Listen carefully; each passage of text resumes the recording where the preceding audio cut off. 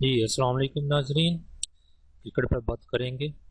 Cricket world cup کا final جو کہ ہم سب جانتے ہیں کہ انگلینڈ نے اپنا نام کر لیا ہے۔ فائنل میں قسمت انگلینڈ پر پوری طرح سے مہربان دکھائی دی۔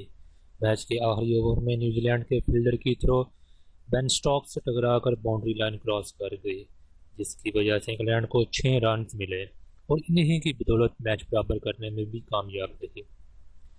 کھیلوں کی زبان میں جب حرکت کرتی ہوئی گیند حادثاتی طور پر کسی بیرونی قوت سے ٹکرا کر رخ تبدیل کر لے یا رک جائے تو اسے رب آف گرین کہا جاتا ہے۔ عالمی چیمپئن کا تاج سر پر سجانے کے بعد پریس کانفرنس میں انگلینڈ کے کپتان آن مورگن سے خوش قسمتی سے متعلق سوال کیے گئے۔ مورگن کا کہنا تھا کہ آخری اوور میں رب آف گرین ان کے حق میں ہوا۔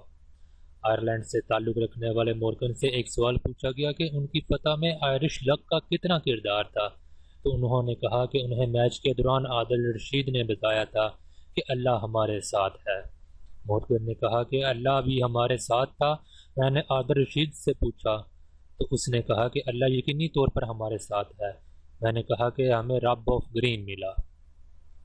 مورگن کا مزید کہنا تھا کہ دراصل انگلینڈ کی ٹیم کی بہترین مثال ہے کہ ہم سب مختلف پس منظر، ثقافت اور ممالک میں پروان چڑھے ہیں۔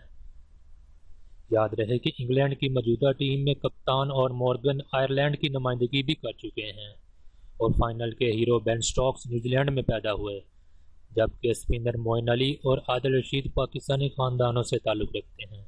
اسی طرح فاسٹ بولر جوفرا آرچر کا تعلق بھی ویسٹ انڈیز سے ہے اور یہی ان کی کامیابی کا راز ہے۔